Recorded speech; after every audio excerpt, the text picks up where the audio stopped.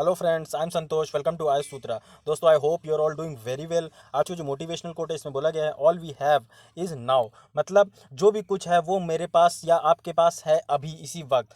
कोई भी आपको लाइफ में अचीव करना है गोल अपना लाइफ के अंदर, तो उसके लिए जो पहला स्टेप है, जो लीप स्टेप, वो आपको अभी लेना पड़ेगा। अभी से आपको अपना एक दिन का टाइम टेबल सेट करना पड़ेगा। लॉन्ग टर्म स्ट्रैटेजी के लिए सोचना होगा। एक पूरी सिलेबस के बारे में आपको समझना होगा। जो भी एग्ज़ाम आप प्रिपेयर कर रहे हैं उसके बारे में एक स्ट्रैटेजी बनानी होगी, और स्टार्ट आज से करेंगे तभी आगे इंप्लीमेंट कर पाएंगे। तो ये था आज का मोटिवेशनल कोट। पहली न्यूज़ की तरफ चलता हूँ और ले लेता हूँ कोरोना अपडेट। सबसे पहले यहाँ पे देखिए आप, 1,54,50,685 टोटल कोरोना पॉजिटिव पेशेंट्स अब तक निकल के आ चुके हैं। इसमें से अगर आप देखेंगे तो 6,31,648 लोग अपनी जान कोरोना वायरस की वजह से गंवा चुके हैं।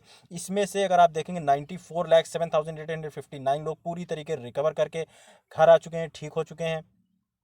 उसके बाद अगर हम देखेंगे टॉप पे यूएसए, दूसरे पे ब्राज़ील, तीसरे पे इंडिया, चौथे पे रशिया, पांचवे पे साउथ अफ्रीका बना हुआ है। इंडिया की अगर नंबर्स देखें तो इंडिया में लगभग 12,63,336 पॉजिटिव कोरोना पेशेंट्स निकल के आ चुके हैं। इसमें से अगर आप देखेंगे तो 8 लाख के आसपास जो लोग हैं वो पूरी तरीके रिकवर कर गए हैं, और इसमें से 30,122 लोग अपनी जो जान है कोरोना वायरस की वजह से इंडिया में गंवा चुके हैं।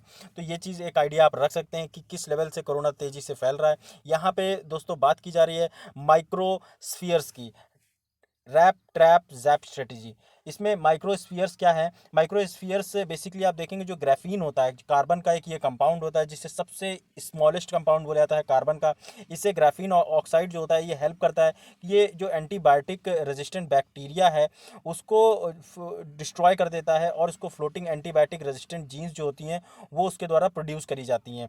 आप देखेंगे इसे कि जो बैक्टीरिया प्लाज्मिक एनकोडेड एआरजी होता है वो सेकेंडरी वेस्ट वाटर इफ्लुएंट होता है। मतलब जो वेस्ट वाटर ट्रीटमेंट हम करते हैं उससे निकलने वाला एक by product. Superbugs breed in waste water plants and release extracellular ARGs when they are killed while disinfecting effluent. तो ये एक माइक्रोस्फीयर्स है, ये आप याद रखिएगा। Nitrogen doping helped give the spheres more time to capture and kill bacteria. ये एक इंपॉर्टेंट चीज़ है, आप याद आइडिया रख सकते हैं। यहाँ पे चलता हूँ अगली न्यूज़ की तरफ। यहाँ पे बात की जा रही है क्लाइमेट चेंज रिपोर्ट की। अभी एक रिपोर्ट आई है, assessment of climate change over Indian reason. इसे रिपोर्ट को रिलीज़ किया गया है मिनिस्ट्री ऑफ अर्थ साइंसेस के द्वारा। इसमें बोला गया है कि जो ट्रॉपिकल साइक्लोन्स, जैसे आपने देखा होगा एम्फन और बहुत सारे जो साइक्लोन्स हमारे बे ऑफ बंगाल रीजन और अरेबियन सी में आते रहते हैं, उसके लिए वार्न किया गया है कि जो थंडर स्टॉर्म्स हैं, उसका जो हीट वेव्स है, बहुत ज़्यादा जो गर्मी होती है आप देखने को मिलती है आपको मई और अप्रैल जून के महीने में, वो उसके बाद फ्लड्स, सूखा, उसके बाद जो बाढ़, ये सारी चीज़ों से सरकार को मिटिगेशन मेजर्स लेने होंगे, प्रॉपर मेजर्स लेने होंगे जिससे कि इन सारी चीज़ों से बचा जा सके। क्योंकि ये सब साइक्लोन्स और फ्लड्स, ड्रॉट्स, ये सब एक आप समझ सकते हैं कि पिछले कुछ 8 से 10 सालों में आपने देखा होगा काफ़ी ज़्यादा फ्रीक्वेंट हो गए हैं। ज़्यादा बाढ़ आती है, ज़्यादा सूखा पड़ता है, ज़्यादा क्लाइमेट में वेरिएशन होता है। तो it is all because of global warming, climate change.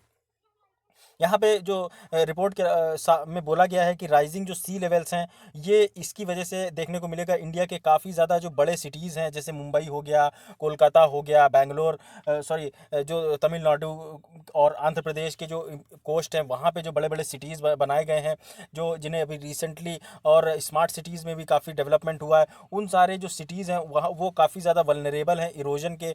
वहाँ बहुत ज़्यादा इरोजन देखने को मिल सकता है। और जो कोस्टल प्रोजेक्ट्स हैं जो मैंने अभी आपको बताया, वो भी काफ़ी ज़्यादा डैमेज हो सकते हैं। इन जो स्टॉर्म्स हो गए, इन सुनामीज़ जो आएंगी, या फिर सी लेवल राइज जो होगा, इन सब चीज़ों की वजह से आप देखेंगे। अभी केरला में एक मैंने आपको न्यूज़ शेयर करी थी, उसमें बताया था कि केरला में जो कोस्ट के अलोंग जो मतलब बिल्कुल वीआईपी फ्लैट्स बनाए गए थे, उन फ्लैट्स को सुप्रीम कोर्ट ने डिमोलिश करने का ऑर्डर दे दिया था, और ये सारे फ्लैट्स बम लगा के उड़ा दिए गए। तो ऐसे ही स्टेप्स आगे भी लेने की ज़रूरत पड़े, लेनी चाहिए, जिससे कि जो रियल एस्टेट ओनर्स हैं, जो लोग हैं, वो ऐसे फ्लैट बनाते हैं जो एनवायरनमेंट को ध्यान नहीं रखते, एनवायरनमेंट का ध्यान नहीं देते, उनको ज़रूरत है उनके लिए कि ऐसा काम किया जाए जिससे कि वो आगे आने वाले टाइम में एनवायरनमेंट को साथ में लेके, एनवायरनमेंट का ध्यान रख के आगे काम कर सकें।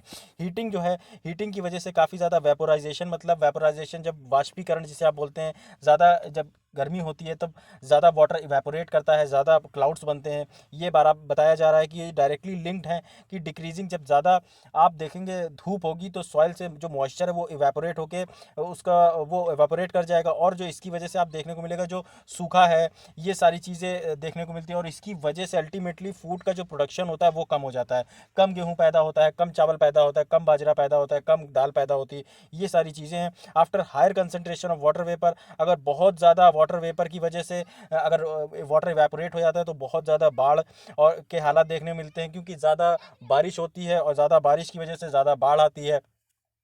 ये आप याद रख सकते हैं मानसून के टाइम में।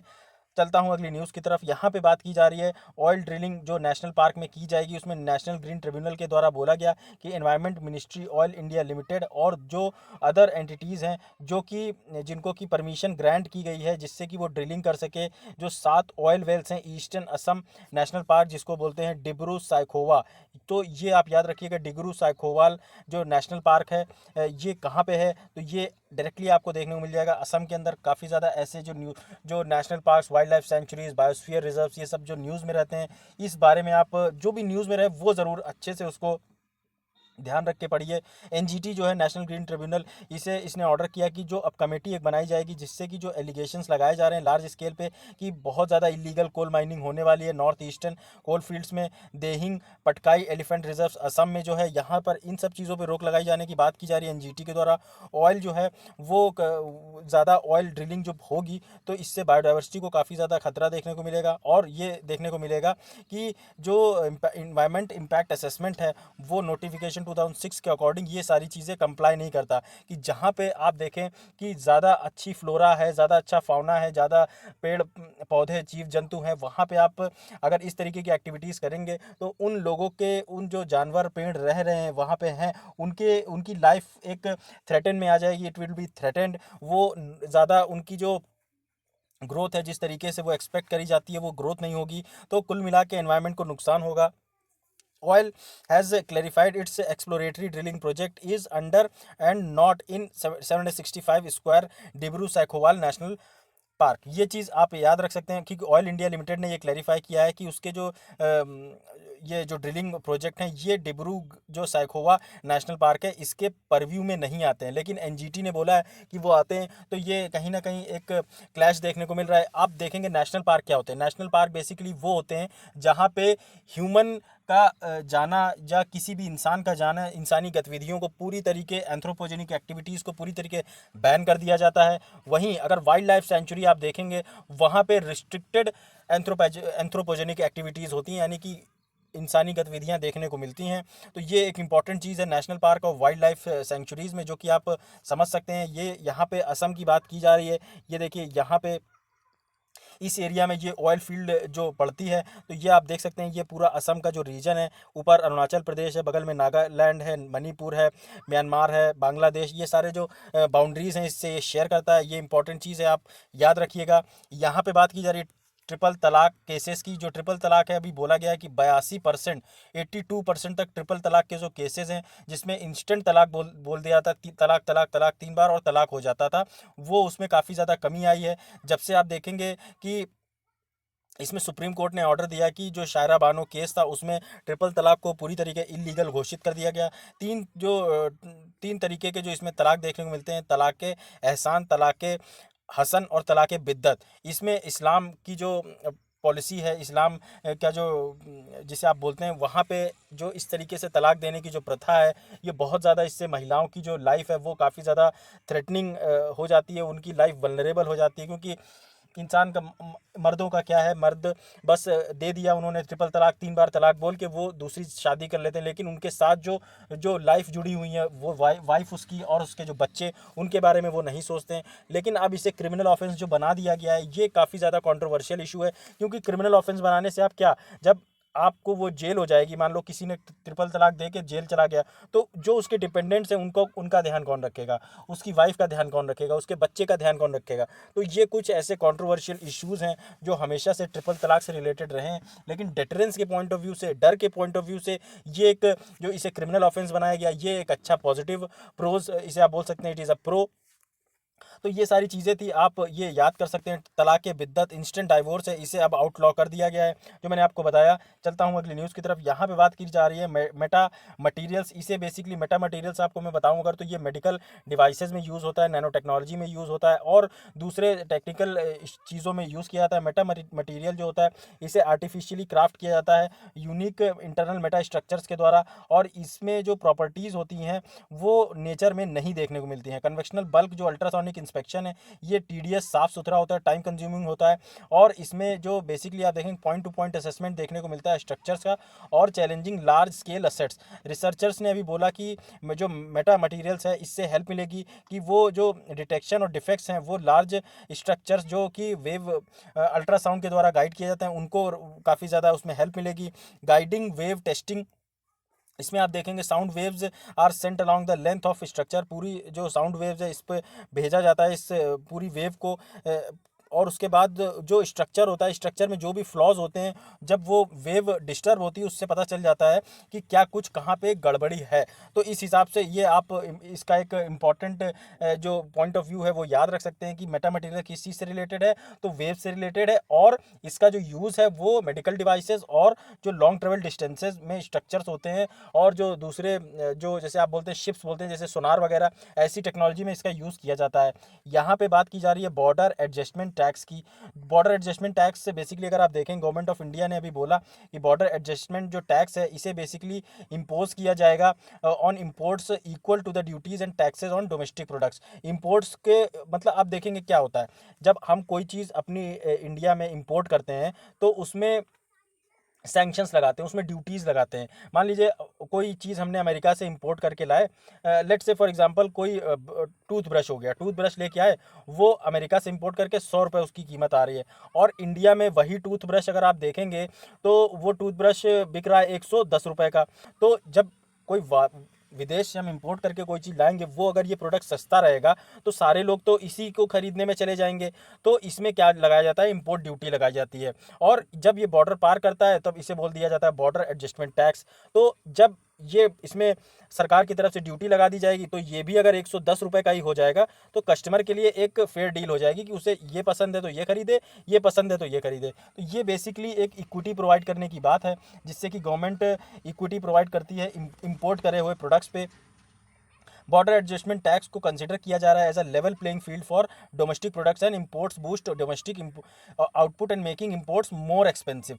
तो ये बात बोली जा रही है, इंपोर्ट इससे काफ़ी ज़्यादा एक्सपेंसिव होने की बात की जा रही है, क्योंकि आप देखेंगे जब जो मैंने अभी आपको बताया वापस से जब कहीं अमेरिका से या किसी चाइना से कोई प्रोडक्ट आता है तो ज़्यादा जब उसमें ड्यूटी पड़ती है, मान लीजिए 100 रुपये की चीज़ है, वो इंडिया में 110 रुपये की बिक रही है, तो उसके कंपैरिजन में डोमेस्टिक इंडस्ट्री को सर्वाइव कैसे करवाना है, ये गवर्नमेंट का इशू है कि वो कैसे टैक्स को एडजस्ट करे। इसका जो मेन एम है कि बॉर्डर एडजस्टमेंट टैक्स का कि वो रिमूव करे cost disadvantage currently faced by Indian products in local market. ये जो डिसएडवांटेज है इसको कहीं ना कहीं ख़त्म करने की बात की जा रही है। जो बॉर्डर एडजस्टमेंट टैक्स है इससे जनरेट होंगे एडिशनल टैक्स रेवेन्यूज़, जो कि गवर्नमेंट को जिससे फ़ायदा होगा, ज़्यादा रेवेन्यू आएगा, ज़्यादा सरकार अच्छी पॉलिसी बनाएगी, ज़्यादा जो इकोनॉमिक डेवलपमेंट देखने को मिलेगा। आप देखेंगे जो इसकी इफेक्टिवनेस है बॉर्डर एडजस्टमेंट टैक्स की, ये क्वेश्चनेबल है, क्योंकि इसमें काफ़ी ज़्यादा आपको देखने को मिलेंगे रीजंस, जैसे कि इनएडुकेट बेनिफिट। इसमें जो बेनिफिट होता है वो इसमें बैलेंस नज़र नहीं आता। आप देखेंगे जो बॉर्डर एडजस्टमेंट टैक्स है इसे इम्पोज किया जाता है क्योंकि जो कि आप देखेंगे जो इनडायरेक्ट टैक्सेस होते हैं वो लेवी जो उन पे टैक्स लेवाई किया जाता है, उसमें टैक्स लिया जाता है, जैसे कि डोमेस्टिक प्रोडक्ट, ये सारे जो टैक्स है ये वॉयलेट करते हैं वर्ल्ड ट्रेड ऑर्गेनाइजेशन की, जो इंटरनेशनल ऑर्गेनाइजेशन इसके रूल्स को वॉयलेट करते हैं। जो BAT जिसे आप बॉर्डर एडजस्टमेंट टैक्स बोलते हैं, ये एक्सीड करता है डोमेस्टिक टैक्सेस से, मतलब डोमेस्टिक टैक्सेस कम है और इंपोर्ट टैक्सेस ज़्यादा हैं। इसके बाद आप देखेंगे जो टैक्स इम्पोज किया जाता है इंपोर्ट्स पे, वो ज़्यादा होता है in compare to corresponding tax on domestic product. Refund mechanism applies to taxes on domestic products used as input for the imported product. ये चीज़ आप इंपॉर्टेंट है, याद रखिएगा। अगर आप देखेंगे बैट को कि इसे इंप्लीमेंट किया था कंसिस्टेंट WTO रिक्वायरमेंट्स के अकॉर्डिंग, और इसका जो स्मॉल इंपैक्ट देखने को मिलता है टैरिफ इक्विवेलेंस में। उसके बाद एक्सपोर्टर्स अगर चाहें तो रिड्यूस कर सकते हैं कॉस्ट ऑफ प्रोडक्ट को और जो कॉम्पिटिटिव मार्केट है, जिससे कि देखा जाएगा कि जो ब्रिज है उसमें लोकल गुड्स फेस का, उसको कहीं ना कहीं प्रॉपरली बैलेंस करके चल सकते हैं इस टैक्स को रिड्यूस करके। और आप यहाँ पे देखेंगे अगर एक्सपोर्ट पे इसका क्या इम्पैक्ट पड़ता है, तो आप देखेंगे बैट की वजह से इसमें जो सिग्निफिकेंट चेंज देखने को मिलता है, क्योंकि सिचुएशन जैसे जिसमें जो इंडियन प्रोड्यूसर्स होते हैं वो ग्लोबल वैल्यू चेंज जो होती हैं उससे नहीं जुड़ पाते हैं, क्योंकि ज़्यादा उन्हें जो टैक्स देना पड़ता है। इसमें लगभग 30%, over 30% of Indian imports are immediate product. Intermediate products क्या होता है? इंटरमीडिएट प्रोडक्ट्स बेसिकली वो होते हैं जो कि आप देखेंगे अनफिनिश्ड प्रोडक्ट्स होते हैं, जो कि मतलब कोई मटेरियल है, आपने जैसे कोई आपने देखा होगा पूड़ी है, मान लीजिए फॉर एग्जांपल पूड़ी, उसको थोड़ी सी पका के उसको रख दी जाती है। मान लीजिए जब यही पूड़ी शाम को जब खाना बनेगा तो फिर से इसे तल दिया जाता है, तुरंत तल के तुरंत खाने के लिए तैयार हो गई, तो इसे बोलते हैं बेसिकली इंटरमीडिएट। जब ज़रूरत हो तब उसे फिनिश कर लिया। उसके बाद ये सारे जो है इसमें आप देखने को मिलेगा इनको एक्सपोर्ट्स में और डोमेस्टिक सेल्स में यूज़, इसमें जो 30% है वो यूज़ किया जाएगा। इसमें आप देखेंगे this would raise slightly the cost of domestic and imported inputs on Indian exports. इससे जो है कॉस्ट बढ़ता हुआ नजर आएगा। रिटेलिएटरी एक्शन देखने को मिलेगा। रिटेलिएटरी मतलब बदले की भावना से इसमें काम करते हुए देखा जाएगा। अदर जो उसकी प्रॉब्लम्स है इसमें कि जो इसमें प्रोडक्शन है डोमेस्टिक मार्केट में इसमें काफ़ी ज़्यादा कम हो जाएगा, और जो एक्सपोर्ट्स है वो ग्लोबल वैल्यू चेंज में उनकी वो पार्टिसिपेशन देखने को नहीं मिलेगा जो होनी चाहिए। प्रोटेक्शनिस्ट पॉलिसी क्या होती है? प्रोटेक्शनिस्ट पॉलिसी वही मैंने आपको बताया, जो कोई किसी भी जो इंपोर्ट किया जा रहा है प्रोडक्ट उस पर लगाया जाएगा जब टैक्स, उस इंटरनेशनल जो इंपोर्टेड प्रोडक्ट होता है उसको बोलते हैं, तब जब हम टैक्स लगाते हैं या फिर उसमें टैरिफ्स लगाते हैं उसको बोलते हैं प्रोटेक्शनिस्ट पॉलिसी। ये एक स्पेसिफिक वर्ड है जो कि आप याद रख सकते हैं। बैट जो है वो रिड्यूस करता है competitiveness of Indian firms. Bat की वजह से जो कॉम्पिटिटिवनेस है वो काफ़ी ज़्यादा कम होती हुई नजर आएगी, तो ये एक इंपॉर्टेंट चीज़ है, आप याद रख सकते हैं। यहाँ पे बात की जा रही है इंडिया चाइना रिलेशंस की। अभी आपने देखा इंडिया जो ईरान और चाइना ने उन्होंने 25 साल की स्ट्रैटेजिक पार्टनरशिप साइन करी, और इसमें उन्होंने काफ़ी ज़्यादा जो इंडिया है उसको नज़रअंदाज किया ईरान ने। आप देखेंगे ईरान ने अभी जो चाबहार जाहिदान रेलवे लाइन है उससे इंडिया की IRNCO जो इनको बोलते हैं, जो एक इंडियन PSU है जो दूसरे कंट्रीज़ में रेलवे के लिए काम करती है, उसको कहीं ना कहीं बेदखल कर दिया। हालांकि बोला गया ईरान के द्वारा कि बाद में इंडिया पार्टिसिपेट कर सकता है, लेकिन फिलहाल के लिए तो हटा ही दिया गया। ईरान और चाइना के अगर बारे में देखें, ईरान एक की सोर्स है जिसमें कि आप देखने को मिलेगा ह्यूज जो एनर्जी सप्लाईज है ईरान चाइना को प्रोवाइड करता है। क्रूड ऑयल ह्यूज लेवल में प्रोवाइड करता है, और ये सिग्निफिकेंट एक पार्टनर है चाइना का, जिसमें बेल्ट एंड रोड इनिशिएटिव देखने को मिलता है। बेल्ट एंड रोड इनिशिएटिव में अगर आपको बताऊं, बेल्ट एंड रोड इनिशिएटिव में चाइना पूरे जो सेंट्रल एशिया और यूरोप को कनेक्ट करने की बात करता है। उसके बाद इसी को जो मैरीटाइम वे है इसमें भी कनेक्टिविटी की बात करता है। तो ये सारी जो कनेक्टिविटी है ये आप बेसिकली देखेंगे कि जो चाइना की ये जो पॉलिसी है वो सबको एक बड़ी मार्केट खोजने के चक्कर में ये बड़ा इंफ्रास्ट्रक्चर पे काम कर रहा है। BRI जिसे आप बोलते हैं, ऐसा ही एक प्रोजेक्ट है जिसमें आपको देखने को मिलेगा कि जो चाइना ने पाकिस्तान के बीच में डाला है, जिसको बोलते हैं China Pakistan economic corridor CPEC। तो ये एक इम्पॉर्टेंट है जिसमें आप देखने को मिलेगा पाकिस्तान में वो जो अपना एक हाईवे बना रहा है जिसमें वो ग्वादर पोर्ट को कनेक्ट करेगा चाइना को डायरेक्ट, और ये फिर एक्सेस इसे मिल जाएगा इंडियन ओशन में। और इसकी वजह से काफ़ी ज़्यादा फिर इंडिया को प्रॉब्लम देखने को मिलती। कारण क्या कि ये जो लाइन है, ये जो हाईवे है, ये पास हो रहा है POK वाले एरिया से, यानी कि पाकिस्तान ऑक्यूपाइड कश्मीर वाले एरिया से। इसकी वजह से आप देखेंगे इंडिया की जो सोवरेनिटी है वो काफ़ी ज़्यादा इंडिया उसकी हर्ट होती है, और इसकी वजह से काफ़ी ज़्यादा चाइना के ऊपर कंप्लेन भी करता है, जिसका कोई भी फ़ायदा देखने को नहीं मिलता है। ईरान आप देखेंगे, ईरान को पास एक ल्यूक्रेटिव मार्केट है, मतलब प्रॉफिटेबल मार्केट है, जिससे कि वो अब उसके प्रोजेक्ट एक्सपोर्ट्स और मैन्युफैक्चरर्स के लिए तो आप यहाँ पे देखिए, यहाँ पे आप देखेंगे इंडिया का जो प्रोजेक्ट है और जो दूसरे देश के प्रोजेक्ट हैं इंक्लूडिंग चाइना, इनको डिले कर दिया गया है ईरान के द्वारा, क्योंकि US के सैंक्शंस जो है वो काफ़ी ज़्यादा हैविली लगाए गए हैं ईरान के ऊपर। तो इस वजह से ईरान काफ़ी ज़्यादा, आप देखेंगे ईरान के ऊपर ज़्यादा ईरान के पास ज़्यादा रास्ते हैं नहीं, या तो चाइना के पास जाए या फिर दूसरे कंट्रीज जैसे इंडिया हो गया और रशिया वगैरह, इन सब पे डिपेंडेंसी ले, क्योंकि अमेरिका की तरफ से उसके ऊपर इतने ज़्यादा सैंक्शंस लगे हुए हैं कि वो ज़्यादा उसकी इकोनॉमी जो है वो प्रॉस्पर नहीं कर पा रही, वहाँ पे जॉब जॉब के इशू हैं, अनएम्प्लॉयमेंट बहुत ज़्यादा है। उसके बाद आप देखेंगे जो बेसिक उनका जो हेल्थ इंफ्रास्ट्रक्चर है वो काफ़ी ज़्यादा कोलैप्स कर रहा है। डिफेंस लेवल पे जो फॉरेन पॉलिसी है उनकी वो सारी ज़्यादा कोलैप्स करती हुई नज़र आ रही है। अगर आप देखेंगे Chinese purchase of Iranian oil तो उससे काफ़ी ज़्यादा अब कम हो गया है, क्योंकि ईरान अब काफ़ी ज़्यादा कम क्रूड ऑयल बेचता है चाइना को, और जो बेचता भी है उसमें आप देखेंगे जो चाइना और ईरान के बीच में बार्टर ट्रेड सिस्टम चालू किया गया। बार्टर ट्रेड सिस्टम क्या होता है? बार्टर ट्रेड सिस्टम बेसिकली आप देखेंगे कि मान लीजिए किसी के पास आलू है, किसी के पास टमाटर है, तो आप इसको आलू दे दें, ये आपको टमाटर दे दे, तो दोनों लोग आलू टमाटर की सब्जी खा पाएंगे। बेसिकली इसी तरीके पे आपने इनको क्रूड ऑयल दिया और ईरान ने इनको रॉ मटेरियल्स प्रोवाइड कराए अलग अलग प्रोडक्ट्स बनाने के लिए। तो ये बेसिकली मतलब होता है जिसके तहत चाइना और ईरान काम कर रहे हैं। आप देखेंगे 2016 में एक एम्बिशियस टारगेट 600 बिलियन का ट्रेड किया गया इन 10 सालों में, लेकिन अभी जो ये काफ़ी आपको इसमें ये नंबर कम होता हुआ नज़र आ रहा है। इसके बाद भी आप देखेंगे ईरान को जो इंटरेस्ट है 25 साल की स्ट्रैटेजिक पार्टनरशिप जो वो चाइना के साथ कर रहा है, ये इससे वो बेसिकली अपने आप को बचाना चाहता है, जिससे कि वो कहीं आइसोलेट होकर ना रह जाए, कि वो अकेला पड़ जाए, उसका उसका ना कोई चाइना साथ दे, ना इंडिया साथ दे, ना रशिया साथ दे, ना यूरोप साथ दे, तो कहीं ऐसा ना हो। इस वजह से ईरान जो है अपने हाथ अलग अलग जगह मार रहा है। इसके बाद आप देखेंगे Iran is cautious of its relations with China. Iran अब चाइना के साथ जो रिलेशन नए मेंटेन कर रहा है उससे के लिए काफ़ी ज़्यादा आप देखेंगे कॉशियस है, मतलब सतर्क है। लेकिन फिर भी कहीं ना कहीं इन सब चीज़ों की वजह से इंडिया को काफ़ी ज़्यादा नुकसान देखने को मिल रहा है, क्योंकि क्रूड ऑयल जो इंडिया की डिपेंडेंसी है ईरान के ऊपर वो काफ़ी ज़्यादा है। चाइना का प्लान जो है वो कंस्ट्रक्ट करना है एक नया पोर्ट जास्क के अंदर, जो कि Hormuz of straight of Hormuz में देखने को मिलेगा। स्ट्रेट ऑफ हॉर्मूज आपको मैं अगर दिखाऊं तो ये आपको ये रीजन जो है यहाँ पे कहीं स्ट्रेट ऑफ हॉर्मूज देखने को मिलेगा, जो कि ईरान के लिए स्ट्रेटेजिकली बहुत ज़्यादा इंपॉर्टेंट एरिया है, क्योंकि यहाँ पे वर्ल्ड का बहुत ही ज़्यादा ह्यूज लेवल पे ट्रेड देखने को मिलता है। फिर ये चीज़ बनती है कि अब हमें करना क्या चाहिए कि अब आगे आने वाले टाइम में इंडिया और चाइना को कैसे, इंडिया चाइना ईरान को कैसे अपना जो स्ट्रेटजी है उसको डिफाइन करके चलना चाहिए।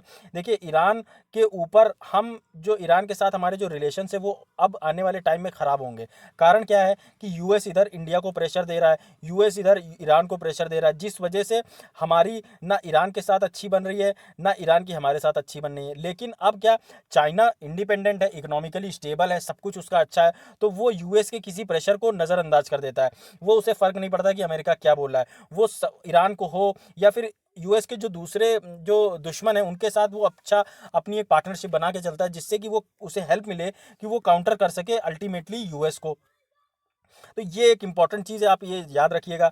आप यहाँ पे देखिए, अगर पोर्ट जो कि ऑपरेट किया जा रहा है चाइना के द्वारा ग्वादर के अंदर, आप देखेंगे ये पाकिस्तानी कोस्ट में, इसे चाइनीज़ नेवल प्रेजेंस यहाँ पे जब बढ़ जाएगी, ग्वादर में जब पोर्ट बन जाएगा, तो इंडिया को कहीं ना कहीं एक प्रॉब्लम देखने को मिलेगी, क्योंकि वेस्टर्न इंडियन ओशन में चाइना का जो नेवल जो बेड़ा है वो काफ़ी ज़्यादा बढ़ता हुआ नजर आएगा। इससे इंडिया की जो मैरीटाइम सिक्योरिटी है, मतलब समुद्री जो क्षेत्र है उसका, उसमें काफ़ी ज़्यादा एक अनसिक्योरिटी पैदा हो जाएगी, जिसकी वजह से आप देखेंगे जो अरब स्टेट्स हैं वो भी काफ़ी ज़्यादा परेशान हैं। तो इंडिया को जो भी चाइना के जो अपोजिंग कंट्रीज़ है, जैसे वियतनाम, मलेशिया, उसके बाद आप देखेंगे ब्रुनोई, अरेबियन स्टेट्स, उसके बाद ये सारे लोगों के साथ मिलकर एक ग्रुप बना के कहीं ना कहीं चाइना को चाहिए कि चाइना को वो आइसोलेट करे और वर्ल्ड लेवल पे ग्लोबल अरीना में चाइना को एक्सपोज करे। ये डिप्लोमेटिकली करा जा सकता है चाइना को आइसोलेट करने के लिए। यहाँ पे आप देखिए दोस्तों, आज मैं वीडियो अपनी सिस्टर को लेके आया हूँ कहीं पे बाहर, तो इस वजह से मैं डायरेक्टली नहीं बना पा रहा हूँ घर पे, इस वजह से थोड़ी सी प्रॉब्लम देखने को मिलेगी, बाहर का शोर भी देखने को मिल रहा है, तो थोड़ा सा प्रॉब्लम है, एडजस्ट कर लीजिए। आज कल से फिर से नॉर्मल रिज्यूम कर लूँगा। यहाँ पे आप देखिए, आप मुंबई का ये पोर्ट है, ये है चाबहार पोर्ट, एक मिनट, ये मुंबई का पोर्ट है, ये है चाबहार पोर्ट। आप देखिए इसको कनेक्ट करता है, जो कनेक्टिविटी है इसमें लगभग 1000 किलोमीटर का है। अब ये इंडिया से जो भी एक्सपोर्ट यहाँ किया जाता है, इसको बाय रोड इंडिया अफगानिस्तान में अपना प्रोडक्ट पहुँचा सकता है, सेंट्रल एशिया में अपना प्रोडक्ट पहुँचा सकता है, और यूरोपियन कंट्रीज़ में अपना प्रोडक्ट पहुँचा सकता है। इसलिए चाबहार पोर्ट की इतनी ज़्यादा इंपॉर्टेंस है। वहीं अगर आप देखेंगे बगल में ये ग्वादर पोर्ट, ये जो चाइना है, चाइना यहाँ से पाकिस्तान के अंदर से घुसता हुआ ये चाइना में आ रहा है, और ये जो एरिया है ये एरिया पाकिस्तान का इसे बोलते हैं पाकिस्तान ऑक्यूपाइड कश्मीर। जो पाकिस्तान ऑक्यूपाइड कश्मीर है, इसमें उससे ये होता हुआ प्रोजेक्ट आ रहा है, जिस वजह से इंडिया को काफ़ी ज़्यादा, कई बार इंडिया इसका अपोज भी करता है। लेकिन अगर ये इसमें इसमें तो चाइना की प्रेजेंस है ही, अगर यहाँ पे भी चाइना की प्रेजेंस हो जाएगी और स्ट्रेट ऑफ हॉर्मूज में जो वो एक अपना पोर्ट बनाना चाहता है, तो आप ये समझ लीजिए कि जो चाइना का नेवल कमांड है काफ़ी ज़्यादा यहाँ पे मजबूत नज़र आएगा, जिसकी वजह से इंडिया की जो मैरीटाइम सिक्योरिटी है वो खतरे में पड़ जाएगी। तो ये स्ट्रैटेजिकली इतना ज़्यादा इंपॉर्टेंट है, ये आप याद रखिएगा।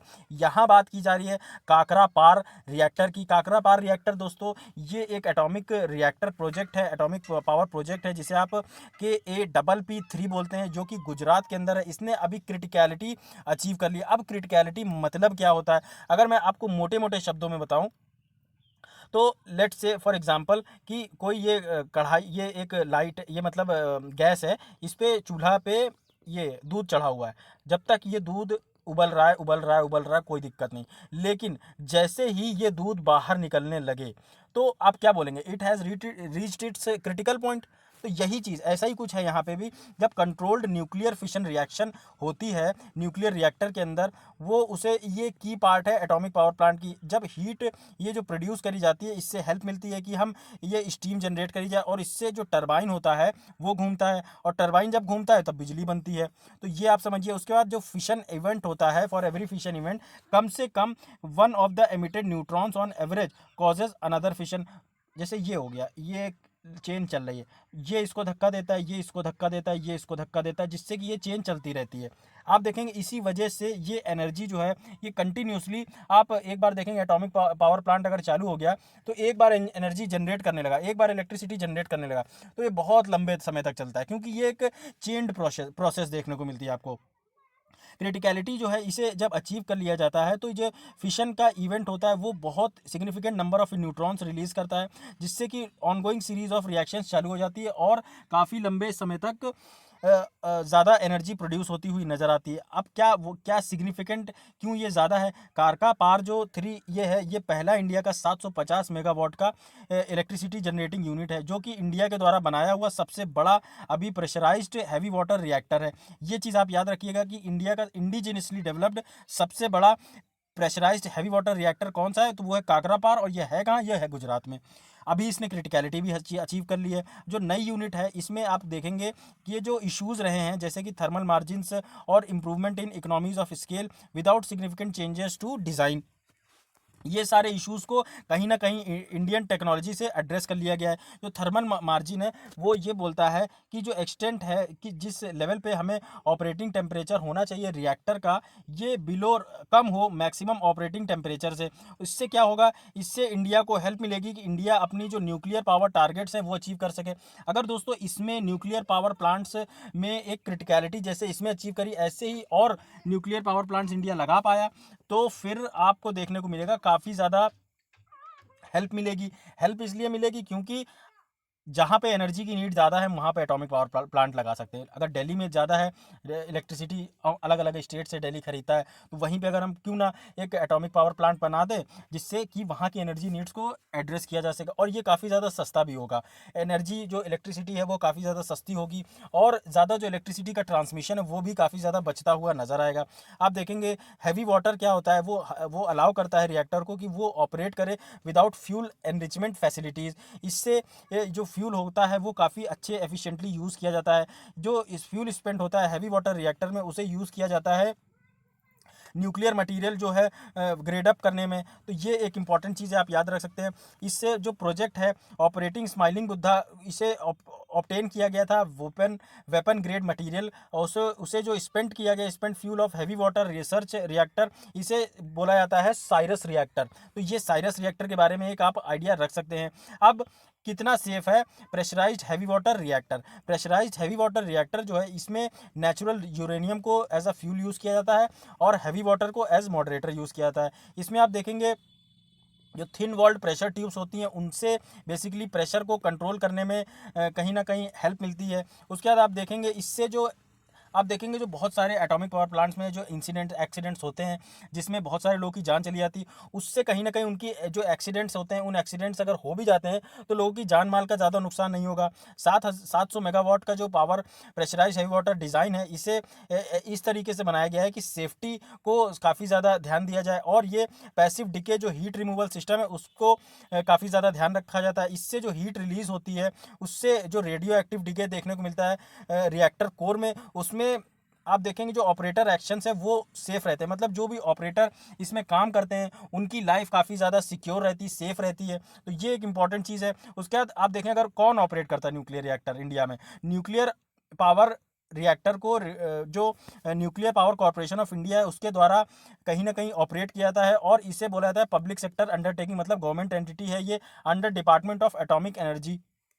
तो ये आप याद रख सकते हैं। उसके बाद आप देखेंगे सारे न्यूक्लियर रिएक्टर जो इंडिया के अंदर है उसको डिपार्टमेंट ऑफ एटॉमिक एनर्जी के द्वारा ही ऑपरेट किया जाता है। तो ये था। उसके बाद आप देखेंगे यहाँ पे थोड़ा सा बात की जा रही है इंडिपेंडेंस ऑफ ट्रिब्यूनल्स। अब ट्रिब्यूनल्स क्या होते हैं, आप देखेंगे ट्रिब्यूनल्स बेसिकली जो अलग अलग, जैसे ग्रीन ट्रिब्यूनल हो गया, गंगा ट्रिब्यूनल हो गया, ये सारे जो एक आप बोल सकते हैं ये अपना जजमेंट देते हैं, जो कि अलग अलग, जैसे देखेंगे ह्यूमैनिटी के कुछ ह्यूमन राइट्स से रिलेटेड इशू हुआ उसके लिए होता है। उसके बाद ग्रीन ट्रिब्यूनल हो गया, ये सारे अलग अलग लेवल पे काम करते हैं। आप देखेंगे जो Roger Matthew versus south India bank का केस है, उसमें सुप्रीम कोर्ट के द्वारा बोला गया कि गवर्नमेंट को इसमें अपना अगर गवर्नमेंट इन ट्रिब्यूनल्स को एडमिनिस्टर करेगी, उसमें इसके फंक्शंस में कहीं ना कहीं अगर ऑपरेट करेगी, उसमें पार्टिसिपेट करेगी, तो ये आप देखेंगे कि जो ट्रिब्यूनल्स की गरिमा है वो कहीं ना कहीं उस पर ठेस पहुंचेगी। आप ये देखिए यहाँ पे बात की जा रही है डायरेक्टेड, इसने सुप्रीम कोर्ट ने एक इशू डायरेक्ट किया कि जो फ्रेश रूल्स और इन लाइन, इसमें वेरियस पास्ट डिसीजंस ऑन ट्रिब्यूनलाइजेशन के बारे में बोला है, नई गाइडलाइंस इशू करी हैं। इसमें जो नए रूल्स है उसमें बोला है कि only made superficial changes and also contravenes the law laid down by Supreme Court in this subject.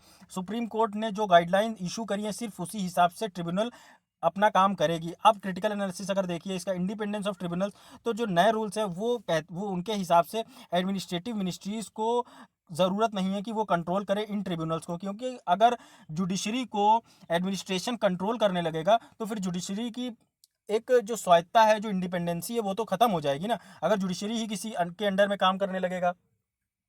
तो यहाँ पे देखिए मैनी ट्रिब्यूनल्स जो होते हैं वो एडमिनिस्ट्रेटिव कंट्रोल के अंदर आते हैं, और इसमें मिनिस्ट्रीज जो होती हैं वो अपने ऑर्डर्स को इम्प्लीमेंट कराती हैं, जिसकी वजह से आपको देखने को मिलेगा ये सुप्रीम कोर्ट का एक केस था जिसमें Lal Chandra Kumar 1997, R Gandhi 2010, Madras bar association 2014, Swiss commission cases में ये बोला गया कि इन सारे केसेस में tribunals can not be made to function under ministries. इसमें जो भी ट्रिब्यूनल्स हैं उनको मिनिस्ट्रीज के अंडर में काम करने नहीं दिया जाएगा, और ना ही उन्हें काम करना चाहिए, ऐसा सुप्रीम कोर्ट ने बोला। सुप्रीम कोर्ट ने यह भी सजेस्ट किया कि इन जो ट्रिब्यूनल्स हैं इनको मिनिस्ट्री ऑफ लॉ के अंडर में रख देना चाहिए, क्योंकि वहाँ पे सारे लॉ रिलेटेड काम होते हैं और अच्छे लोग उसमें होते हैं जो लॉ से अपना ताल्लुक़ रखते हैं। यहाँ पे आप देखिए अकॉर्डिंग टू न्यू रूल्स इसमें बोला गया complaints against member of tribunals can be made to same parent industries. ये आप समझ सकते हैं कि जो कंप्लेंट्स होती हैं वो ट्रिब्यूनल्स की, वो जो पेरेंट मिनिस्ट्री है वहाँ पे करी जा सकती हैं। आप एडजुडिकेटिंग मेंबर्स देखेंगे तो secretary of ministry against which tribunal is to pass is a member of committee for selecting members of adjudication. मतलब इसमें आपको जो मेंबर्स होते हैं वो एडजुडिकेशन के देखने को मिलेंगे। ये जो सिस्टम है इसमें सिलेक्शन ऑफ मेंबर्स को क्रिटिसाइज़ किया गया है सुप्रीम कोर्ट की मद्रास बार एसोसिएशन के द्वारा, क्योंकि अपॉइंटमेंट ऑफ जो मेंबर्स किया जा रहा है इसमें new rules have the provision of appointing non judicial members to tribunal. अब जिन लोगों का आप देखिए कानून के बारे में जो जानते नहीं वो लोग अगर ट्रिब्यूनल में अपॉइंट किए जाएंगे तो फिर इससे आप कैसे ये इंश्योर कर सकते हैं कि लोगों को जस्टिस मिलेगा, या कि जिस भी चीज़ की ट्रिब्यूनल है उसको वो एक प्रॉपर एक अपना जजमेंट दे पाएगी। तो यही बात बोली गई कि सुप्रीम कोर्ट ने बोला कि आर गांधी केस में ये क्लियर वायलेशन इसका देखने को मिला कि जिनको जुडिशरी के बारे में पता नहीं उनको ट्रिब्यूनल में कहीं ना कहीं मतलब डालने की ज़रूरत नहीं है। वे फॉरवर्ड आगे क्या क्या किया जा सकता है, इंडिपेंडेंस की अगर आप देखेंगे independence and the ability of tribunals ये रिड्यूस करती है बर्डन ऑन रेगुलर जुडिशरी। आप देखेंगे कि जैसे ट्रिब्यूनल्स होती हैं, मान लीजिए ग्रीन ट्रिब्यूनल हो गया तो एनवायरनमेंट से रिलेटेड जितने केसेस हो गए वो वो ट्रिब्यूनल मतलब ग्रीन ट्रिब्यूनल सुन रही है। तो इससे क्या हुआ, जो जुडिशरी है, सुप्रीम कोर्ट है, उसको एक कहीं ना कहीं आप देखेंगे कम उस पर बर्डन जो है वो कम हो जाता है, और वो बहुत सारे डिसीजंस में जो है वो पार्टिसिपेट अच्छे से कर सकती है। जो मेजर डिसीजंस लेने हैं, जैसे क्रिमिनल से रिलेटेड हो गया, जो उसके परव्यू में आते हैं, वो और ज़्यादा अच्छे से लिए जा सकते हैं। तो ये बात यहाँ पे बोली जा रही है, क्योंकि ये ट्रिब्यूनल्स की हेल्प से ये गारंटी किया जा सकता है कि जो डिसीजंस लिए जा रहे हैं वो उस पर्टिकुलर जो ट्रिब्यूनल बनाई गई है जिसलिए उससे फ़ायदा उसको पहुंचे, और ये सारे इंडिपेंडेंसी मतलब इंडिपेंडेंट हों, अपनी स्वायत्ता से काम करे। गवर्नमेंट को चाहिए कि वो प्रोमलगेट करे रूल्स और accordance with pronouncement of supreme Court in various cases. तो ये सारी चीज़ें थी, आप इंपॉर्टेंट है ट्रिब्यूनल्स के बारे में। अच्छा ये बताइए, सबसे पहली ट्रिब्यूनल कहाँ पे आई?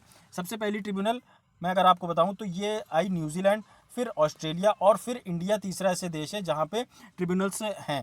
तो ये आप इंपॉर्टेंट है, याद रख सकते हैं। अगर आपको मेरा ये लेक्चर पसंद आया तो प्लीज़ लाइक करिए, नहीं पसंद आया तो डिसलाइक करने का पूरा हक है। Comment, share, subscribe. Thanks a lot for watching this video. अगर आपको मेरे इस लेक्चर की फ्री PDF चाहिए तो आप मेरे टेलीग्राम चैनल IS सूत्रा से जाके डाउनलोड कर सकते हैं। आज मैं आपको क्वेश्चन नहीं दे पाया क्योंकि थोड़ा सा जल्दबाजी में लेक्चर बनाने के चक्कर में नहीं हो पाया।